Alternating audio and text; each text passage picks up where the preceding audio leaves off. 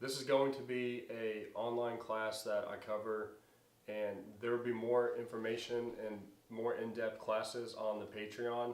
But for the initial 101 course that I'm calling this, this will be here for you guys to consume. But should you want more information, go to the Patreon page and it will have some more broken down specific items that I'm not going to cover in this video. But this is going to be the Field Match 101. Field matches are been around for a long time, and they're gaining more popularity as we proceed into this year and years past. They've just grown and grown and grown, and I think people enjoy shooting field matches for the unknown and the decision making aspects of it. It can be very challenging. Some are a little bit easier than others. Some are more physically demanding. Some are more decision making, planning type stages. So there's a lot that goes into it. But I'm going to cover some of the basics that you would need to, basic skills that you need to work on and try to have mastered to go into a field match and enjoy your time. You may not perform at the highest level. You may not perform at the lowest level. But you're going to know kind of what's going on and some of the skill sets that are going to be required of you when you go to one of these matches. So in the past, I haven't RO'd or been a range officer for many matches. And this past couple weeks ago, I had the opportunity to go and be an RO at one of the Chaos Concepts, their Predator match. And while I was there, I observed some, I would call them downfalls of what people were not doing that seemed pretty easy to me, but getting into like the instructor side of it, something that people just may not know and a skill they may not have developed. And so that's when I decided that I'm going to cover some of these items and gloss over them here so that way you know what's going on, and as I said, get into more detail in other platforms. But I saw a lot of things that can be easily fixed. Whether you're shooting with the same teammate or not, if both people shooting have this idea of how things should go, then you're going to be rewarded with far better performance. So I'm going to cover some of those areas that I've seen can be improved upon by many people competing. So the first one is going to be observation techniques, or OB techniques. OB, or observation, is your ability to observe what you're looking at, find what you need to find, and then make a decision on an engagement. There are certain techniques that go into OB that may be beneficial to you, and it's going to expedite your ability to find those targets and range them and engage them and move on. So that's going to be one of the areas that we cover first. And I have them in order because you got to find them first. Okay. Next thing is going to be talk-on techniques. Now, a talk-on is how you are talking your partner onto the target.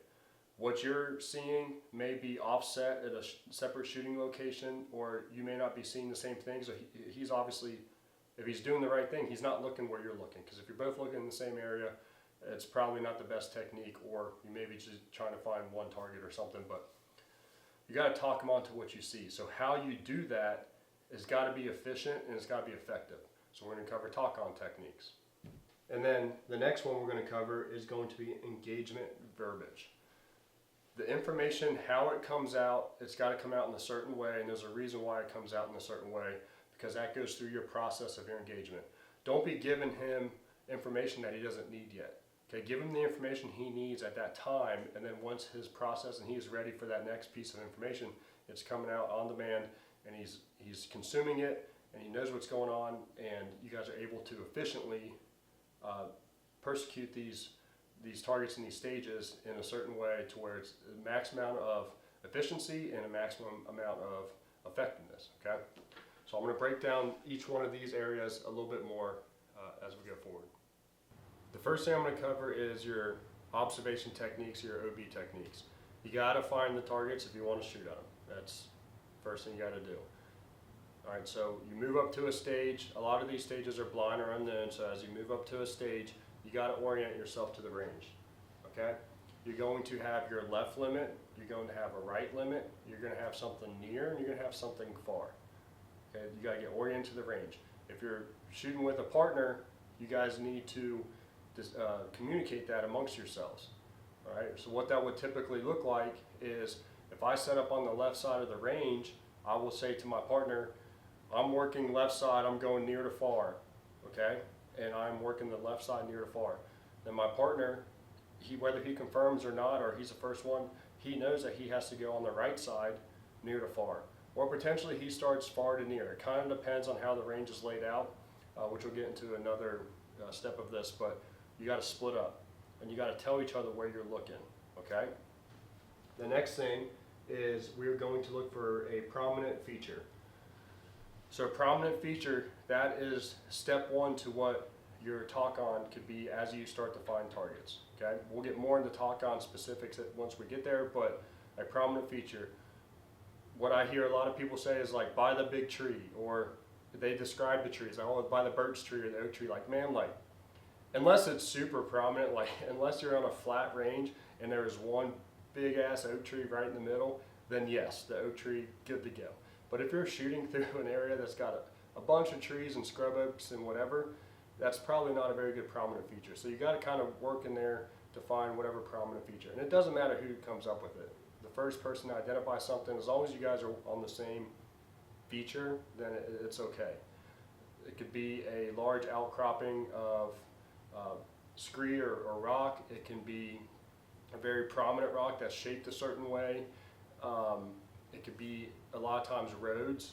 So we have roads intersecting, whether it be going linear or perpendicular. So finding some sort of feature to talk onto is very, very important.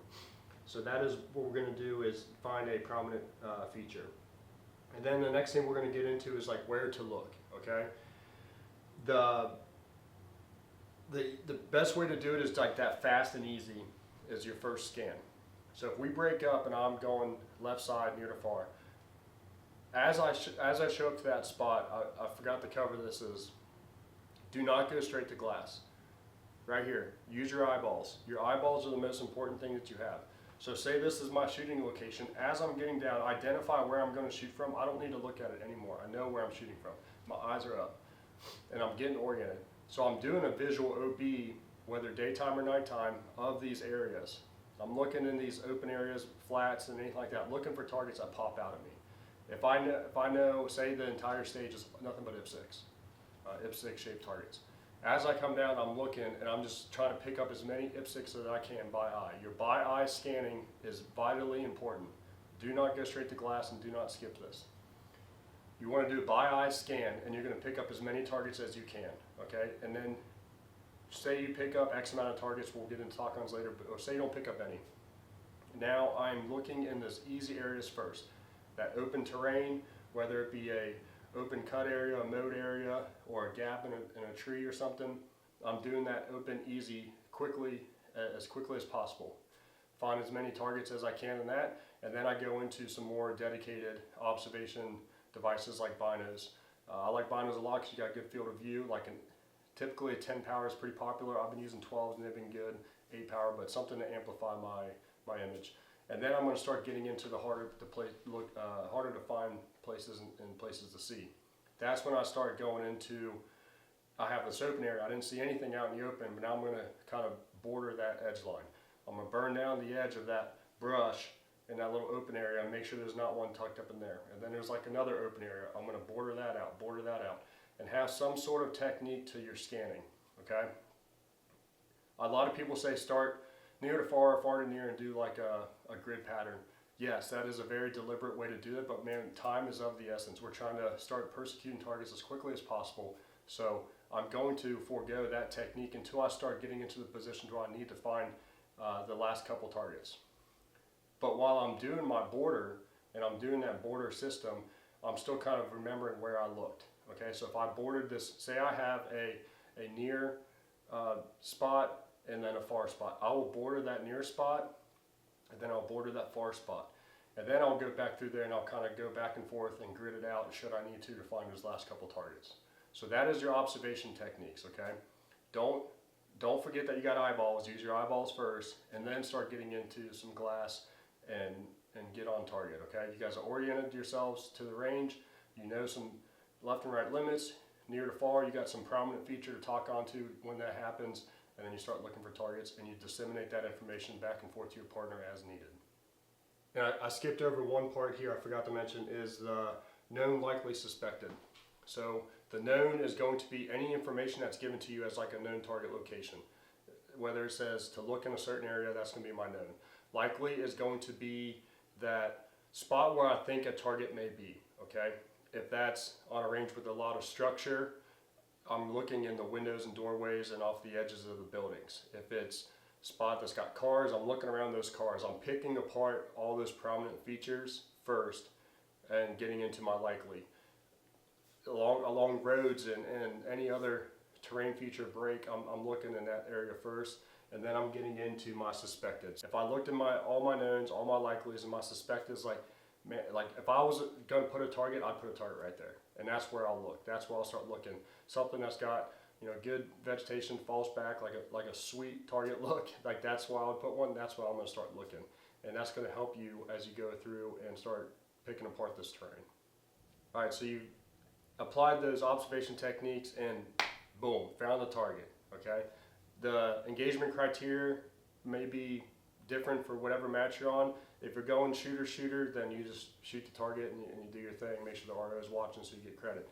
But if it's something to where like your partner has to shoot it, or there's a simultaneous engagement or something, you gotta talk your buddy onto it. And the first thing you wanna do is the 3Ds, okay?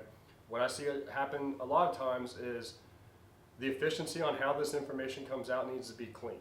I find the target and I say, hey, so-and-so, all right, I have a target over here. It's look on this side. It's like you start just giving information that's not needed. All right, so if you have a target, it should sound something like this. We're going to give out the 3Ds, which is the distance, the direction, and the description. Okay, distance, left side 400 meters.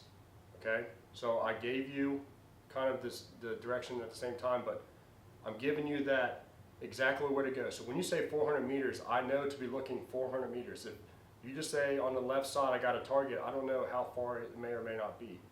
Given that range is going to tell me exactly where my eye needs to go to find it as quick as possible. So I got left side 400 meters, so I snap over to the left, I'm at 400 meters. Okay. The direction, I gave it left side, or you could be on the back side of the road, on the near side of the road. And then I'm like, yep, on it. And then once you get into there, you got description. You say, I have a white IPSC. Once I have that white IPSC as the person that's being talked on to, I say, yep, got it, or contact, or I got you, or I have it, like just call him off. Then that cleans up any more information. He doesn't need to say anything else. Like he doesn't need to keep describing it. If you're giving somebody a talk on and they tell you like, got it, on it, like shut up. You don't need to say anything else. It's wasted time and it's wasted verbiage and wasted information. Stop talking. He knows what you're looking at, and go into your engagement. Now there's a caveat to that. There are going to be situations where that talk on needs to be a little bit more specific once you get in there.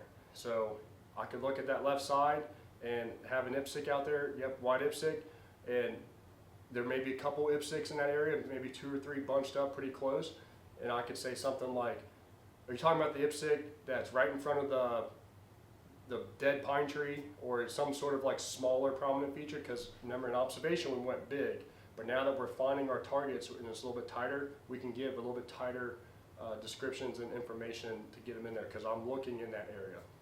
So that's when you start giving things like dead trees, logs, pile of rocks, like smaller, tighter talk-ons. And he could be like, yes, it's right next to the dead pine tree at the base of it. Yep, got a contact. So then we cleaned up, we know exactly what target we want. He's on the same target as I am, and we're about to engage the same target, okay? So give out the 3Ds, and once you're there, if you get called off, you don't have to say anything else. But should a little bit more information come out, take that second to talk on and make sure that you guys have, oh, it's a IPSC has got a blue head, or it's a shot up IPSC and it's kind of angled away. Yep, that's our target, okay?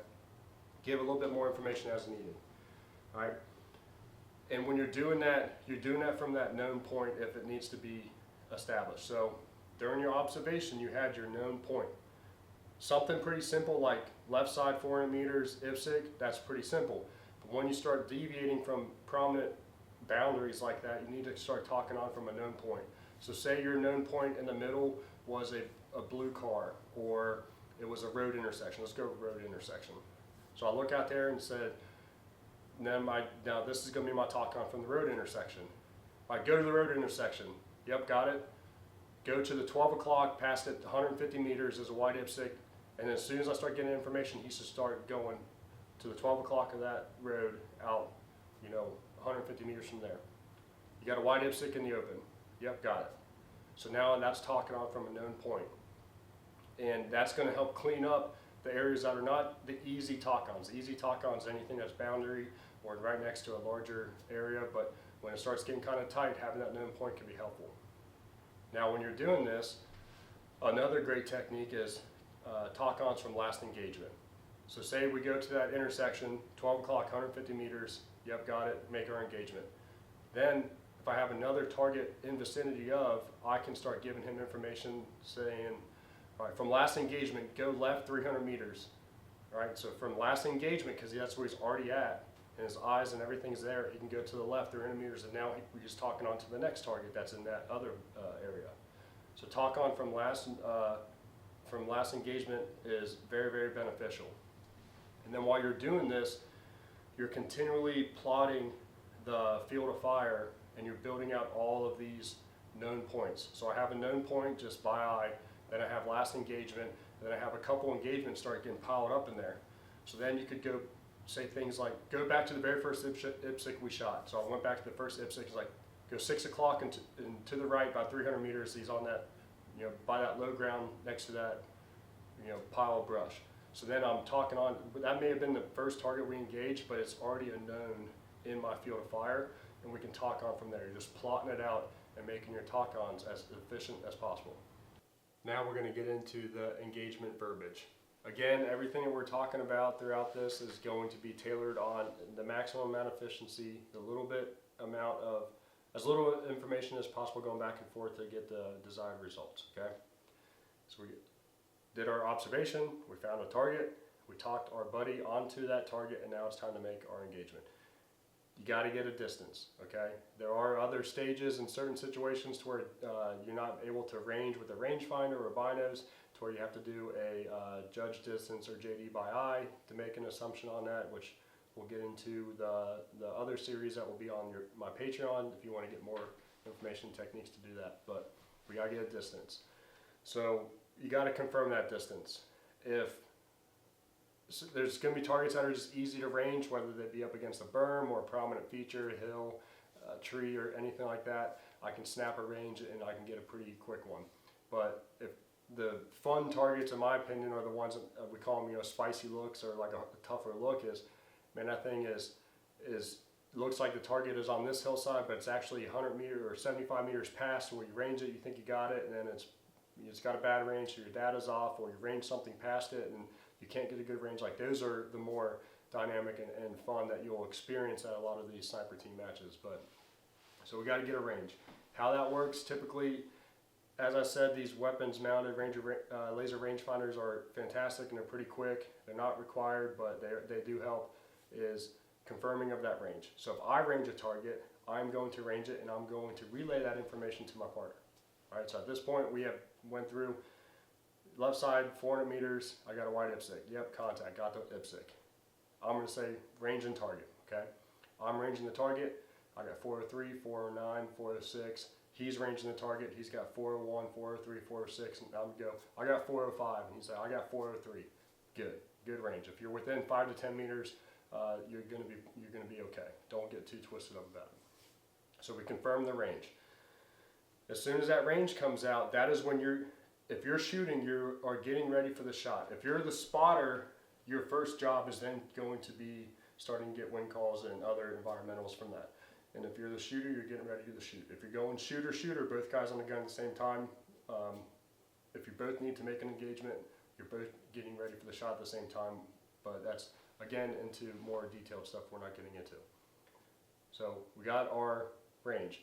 Then comes data. So however you're pulling your data, whether it be range-finding binos, weapons-mounted laser rangefinder, a DA card, you got to get your data.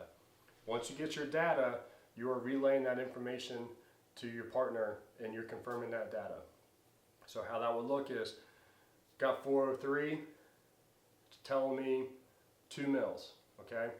So if it's telling me 2 mils, and he's like, yep, 2 mils, you confirm that, okay?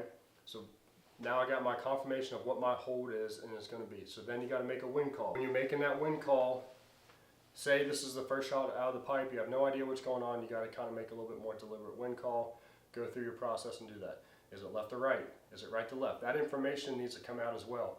So if I'm sitting there getting ready, as I'm getting ready for my shot, I'm thinking, I'm feeling it left to right. Hey, I got a left to right wind. That's already keying me into like what direction I think the wind's coming from. And then I confirm that downrange, whether it be mirage, vegetation, or anything else that I'm using to read the wind, I'm confirming that. So let's say I confirm, yep, I got left to right, you gotta give it a value. People like to talk in miles per hour, people like to talk in mils and holds. I personally like to give a mil hold. Again, that's going into some other stuff we won't get into, but I like to give a number, and there's a reason why. So if I'm sitting there and it's 2 mils, yep, got it, 2 mils, and I'm saying left 0.5. He confirms left 0.5. Shot comes out. If it's an impact, well, there's two things that come from that. If it's an impact, we have a confirmation of the wind based on an impact. Also, additionally, impact on that target. If it's dead center on the bolt, good to go, that's a money wind call. Congratulations, you got the wind, and now you can just go through and persecute targets and carry that wind call to and from the rest of the targets. If it's, say it hits the left side of plate, your wind call might have been a little bit heavy. So if I called it 0.5, it's probably a 0.4. Then you can reverse engineer, get your mile per hour for that, and run the rest of your your engagements. But let's just say we hit it right on the bolt, dead center, 0.5. All right, so then now I got a 0.5 wind call, we're good to go. But should you miss, this is where I like to have known numbers coming out to make a correction. So I'm sitting there and I, holding 2 mils and I miss. I go left 0.5 and I miss, and I am low and left. Okay. So I'll just do a visual for you guys. I'm low. I'm holding right here basically. I'm low and left. So then as a spotter, I can give him actual numbers to correct to. So now I can, instead of saying come up 0.5 or come right, whatever, I just tell him hold 2.4, left 0.2. And he doesn't have to do any math on his end. I'm doing that math for him. Okay, if you start giving out information like your high a little, your low a little, or whatever, like that doesn't do much for us. We have first vertical plane mil reticles in our optics, let's use them. There are situations to where you may not have that available to you. If you're shooting like some sort of red dot or anything else, anatomy holds are not bad. There are situations where an anatomy hold is fine, but typically I like to give a number. And again, don't make your shooting partner do that math on his own. That's why giving out the number is easy, because then you just tell him what the number should be, not tell him what he missed by. Does that make sense? Makes sense to me. If it doesn't make sense to you, if you have a different way of doing it, sure, just use how I do things and maybe tailor them to how you like to do things. But so how that would look in full form is left side 400 meters, yep, contact, got it. Range and target 403 meters, yep, got it. 405, call it good. Holding 2 mils, yep, holding 2 mils. Left 0.5, shot goes out. Like, that's how fast this should be happening. All right, it's very clean, very clear information, and going back and forth. You guys know exactly what's going on. So when you're working your train up and you're practicing with your partner, work on some of these techniques, okay? Get that information packaged properly and efficiently. It's going to help you guys out. Work on your observation techniques. Have a method, have a reason why you're doing it. Get better at your talk-ons. Clear and concise information. Talk your partner on, only give him the information he needs to get to where he needs to go, and then add more detail and fine-tune as needed. And your engagements. Your engagements have got to be clean engagements. That, when we start talking about what we can control how we pull the trigger, okay? When it gets into the dynamics of a unknown stage and field shooting, the biggest thing that you can work on is clean breaks, clean holds, and very deliberate process. All that stuff is what you know is going to happen and you can practice and be very good at. That allows you to have bandwidth and the ability to make tougher decisions on your engagements, should they not just be easy ones, easy looks, okay? So work on all that stuff. If something that I learned is, as you learn a lot of stuff, it was pretty classic. I thought I knew a bunch of stuff, and then you do know a decent amount, but then as you know more and more and more, you realize you know less, okay? But that being said, you go to an instructor, or you take a course, or you listen to me talk to you on the internet. You may see something or hear something and be like, I know what you're saying, but I don't like how you're doing it, but I want to do it my way here for this. There's been plenty of times to where I've received instruction and I understand what they're saying. I'm like, I don't like how you do that, but I know why you do it, but I want to use that technique here that's going to make more sense to me. So tailor the information you get to make it work for you. Some people love speaking in miles per hour, and some people love speaking in wind dots and other things like that. I personally don't, okay? But I know why they're there, and I know when to use them.